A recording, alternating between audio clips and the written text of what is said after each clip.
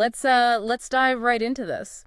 We've got a really fascinating source today. Mhm. It's a review by Mary Munoz of the film That They May Face the Rising Sun. Right, the Pat Collins adaptation Yeah, of the John McGahern novel. exactly. And our mission, really, in this deep dive is to unpack what this review tells us, about the film's take on rural Irish life, community.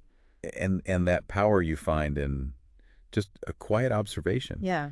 And the review, like right away, it hits you with this intriguing idea. It calls it a film where, and this is a quote, nothing really happens, yet it somehow manages to strike at the core of you. Which is quite something, isn't it? How does a film even do that? Well, that's the puzzle, right? And this review helps us start putting the pieces together. Absolutely. So maybe let's start where the review does, Yeah. setting the scene. It introduces the main characters, Joe and Kate.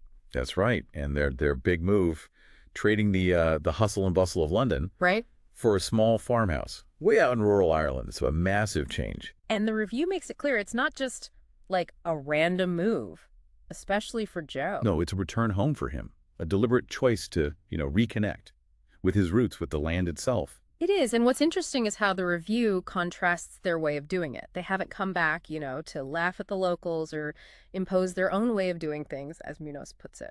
Their goal is simpler, just to live there, authentically, be part of it. And there's that line from Joe in the review that really captures it. He's thinking about why they moved and asks, isn't that the beauty of it? Just living the day-to-day? Isn't that why we left London? That quote really feels like the heart of it, their motivation and maybe the film's whole focus. Definitely. And speaking of what shapes their life there, the review is, well, pretty clear that the landscape isn't just a backdrop. Oh, absolutely not. Mm, It calls the verdant landscape the actual star of the show.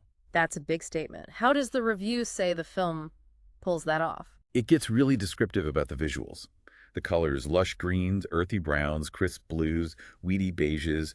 It even says the imagery is so strong, you would swear you could smell it. Wow, that's powerful. Sounds like the camera work must be key. It is. The review talks about Pat Collins using a loving, gazing camera. Lots of moments of stillness, silence. Just the natural sounds. Exactly, just the countryside soundscape. And it points out how different this feels. Timeless, really. Not your typical 1980s look with crimped hair, blue eyeshadow, and shoulder pads. Right, right. So this focus on the landscape, this loving gazing, it connects straight back to that unhurried pace the review keeps mentioning. It does. It feels like the film's inviting you, the viewer, to just slow down, observe, breathe it in. And that slower pace, it seems crucial for exploring the community aspect, too. Yeah, because the review suggests that sense of community is like deeply interwoven with the landscape itself. How does it show that? What examples does the review give? Well, it talks about the film celebrating this sharing of skills, a passing of knowledge. You see it in the seasonal work. Like what sort of work? Things like hay gathering and honey making. Yeah. Real hands-on stuff. Ah, okay. And does the review say the film really focuses on those details? It does. It mentions loving close-ups Uh. of hands doing things, hands learning how to work wood, hay being wrestled into place. It's showing you how people connect through that shared practical effort. Makes sense. And it's not just the work, is it? The review mentions small acts of kindness, building that community feeling, too. Like Joe helping Bill, an older neighbor, get onto a bus. Little things, but they add up. They paint a picture. Yeah, they do. And a big part of that picture, according to the review, is this group of elderly neighbors. Right, the ones who often visit Joe and Kate. Just popping in, yeah. Usually over a cuppa or a meal, bringing the local news, the gossip. Exactly. And their view of London is interesting, too. The review says they see it as an entirely foreign place. Different pace, different rules. Yeah, just a whole different way of being compared to their life. No, the review brings up something quite important here, doesn't it? A layer of subtle social commentary. It does. Amidst all this sense of community, it also points out a notion of poverty that is never spoken about but is evident in the lives of these men. It's not overstated, but it's there. How does the review back that up? With specifics, it notes these men still need to work, likely out of necessity. Their nightshirts are described as gray and holy with age. Their homes are dark and cold. So it's observed, not declared, quietly shown. Precisely. It adds this layer of reality, doesn't it? And Joe seems aware, too. The review quotes him saying, "The country's full of battered folk like Bill." Acknowledging his own relative privilege, maybe, and the hardship others face. It adds complexity. Definitely. So, okay, we had this film described as Affable and understated, right? With a lullaby-like twinkling piano score. Uh-huh. Focusing on landscape, daily life.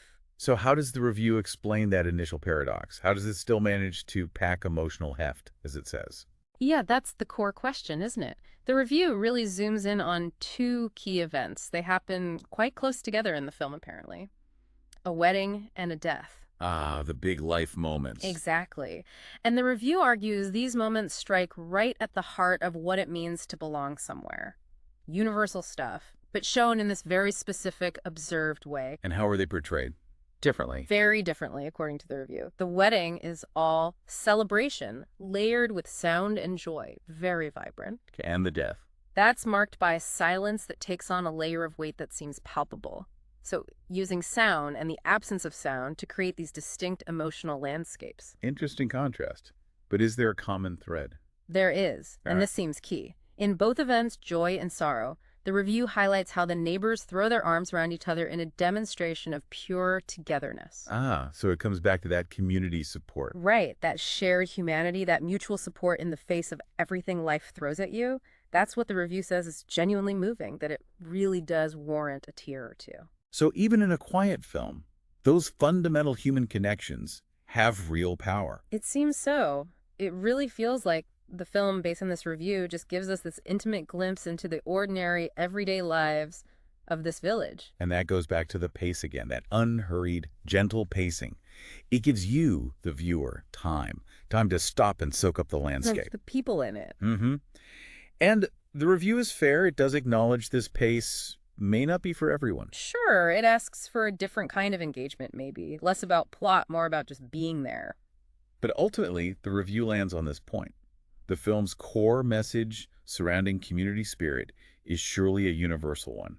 It reaches beyond just this one Irish village. And that seems to have resonated, given it won Best Film at the Irish Film and Television Awards. Yeah, which it kind of proves the point, doesn't it? Sometimes a film where nothing happens, in that conventional plot sense. Can actually say something incredibly profound. Ex- So, wrapping up this deep dive into Mary Munoz's review, what have we really uncovered here? It seems that They May Face the Rising Sun uses this very deliberate, unhurried focus On landscape, on community. to find real emotional depth, not through big dramatic twists, but in just watching, observing the quiet rhythms of daily life. Yeah, it suggests that just living the day-to-day connected to nature and to each other, that can be where the most profound experiences lie. It's a powerful thought.